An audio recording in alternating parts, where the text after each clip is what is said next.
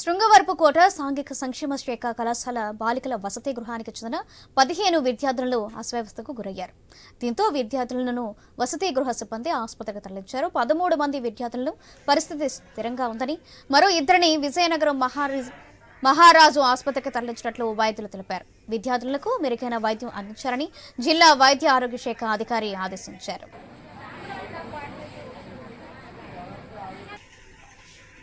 అసలు హెచ్డబ్ల్యూ అని మాట్లాడుతున్నానండి. మా హాస్టల్లో సండే మేము ఉదయం పూరి పెట్టామండి బ్రేక్ఫాస్ట్, మధ్యాహ్నం చికెన్ పెట్టాము, రాత్రికేమో సాయంకాలం స్నాక్స్ సేమియా పెట్టామండి, రాత్రి క్యాబేజ్ కర్రీతో పెట్టాము. ఇంకా రాత్రి నుంచి వాళ్ళ తర్వాత పిల్లలు కూడా వర్షం పడుతుంది బాగాను. ఈ ఫుడ్ మరి వాళ్ళకి హెవీ అయిందో లేదో తెలియదు కానీ బయటేమో వాళ్ళు నూడిల్స్ కూడా తెచ్చుకుని రాత్రిపూట తింటారు మాకు చెప్పకుండానే. ఇంకా రాత్రి నుంచి అలాగా వామిటింగ్స్ అవటం మొదలు పెట్టాయండి. వెంటనే ఏరియా హాస్పిటల్ తీసుకొచ్చి జాయిన్ చేశామండి. యాక్చువల్గా మొన్న సాటర్డే నైట్ ఇద్దరు అమ్మాయిలు సోషల్ వెల్ఫేర్ హాస్టల్ నుంచి ఎస్కోట్ నుంచి వాంతులు విరోచన అని చెప్పేసి జాయిన్ అయ్యారు.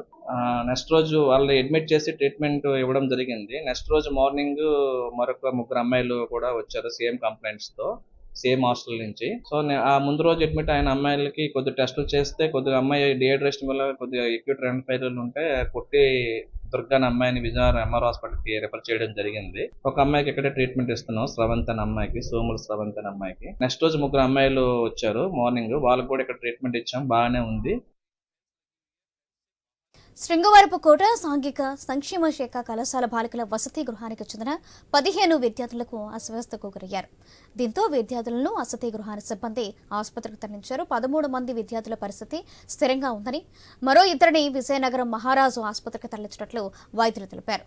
విద్యార్థులకు మెరుగైన వైద్యం అందించాలని జిల్లా వైద్య ఆరోగ్య శాఖ అధికారి ఆదేశించారు. దీనికి సంబంధించిన మరింత సమాచారం మా ప్రతినిధి రాజు అందిస్తారు. రాజు,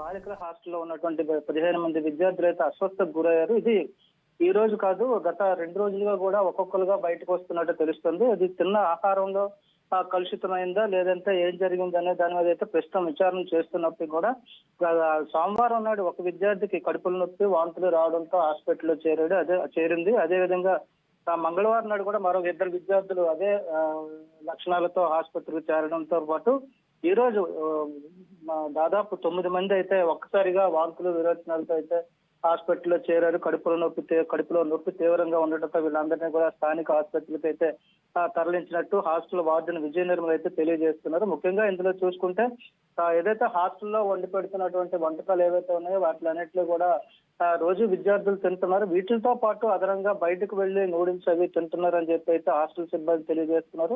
మరి అయితే ప్రస్తుతం ఇందులో 15 మందిలో 13 మంది ఆరోగ్యం అయితే నిలకడగా ఉంది. వీళ్ళని ఎస్కోట్ లోని ప్రభుత్వ ఆసుపత్రిలో ఉంచి చికిత్స అందిస్తున్నారు. మరొక 2 పరిస్థితి విషమంగా ఉండటంతో వీళ్ళైతే విజయనగరం మహారాజా ప్రభుత్వ ఆసుపత్రికి అయితే తరలించి చికిత్స అందిస్తున్న పరిస్థితి. ముఖ్యంగా వైద్యులు కూడా చెప్తున్న దాని ప్రకారం అయితే ఫుడ్ కన్జంప్షన్, అంటే ఫుడ్ పాయిజన్ కాదు, ఫుడ్ కన్జంప్షన్ జరిగింది అని చెప్పి వైద్యులు కూడా తెలియజేస్తున్న పరిస్థితి. అంటే విద్యార్థులు హాస్టల్లో తినడంతో పాటు అదనంగా కూడా బయట కూడా ఎక్కువగా తినడం జరుగుతుంది. దీనివల్ల ఇండైజెషన్ ప్రాబ్లం వల్ల కూడా ఇలా జరిగి ఉండవచ్చు అని చెప్పి అయితే వైద్యులు కూడా మరో పక్క తెలియజేస్తున్నారు. ఏదైనా కూడా ఒక్కసారిగా 15 మంది విద్యార్థులకి అయితే అస్వస్థత రావడంతో అయితే హాస్టల్ మిగతా విద్యార్థుల్లో ఆందోళన అయితే మొదలైంది. దీనికి సంబంధించి కూడా ప్రస్తుతం 13 మంది విద్యార్థుల ఆరోగ్యం నిలకడగా ఉండడంతో అయితే కొంత ఊపిరి పీల్చుకోవచ్చు. దీనికి సంబంధించి కూడా వైద్య ఆరోగ్య శాఖ అధికారులు కూడా విచారణ చేపట్టారు. పూర్తి స్థాయిలో హాస్టల్లో అసలు ఏం జరుగుతుంది, వాళ్ళు తింటున్నటువంటి వాళ్ళకి పెడుతున్నట్టు హాస్టల్ ఫుడ్ ఎలా ఉంది అనే దాని మీద కూడా విచారణ చేపట్టడానికి అయితే సిద్ధం చేశారు.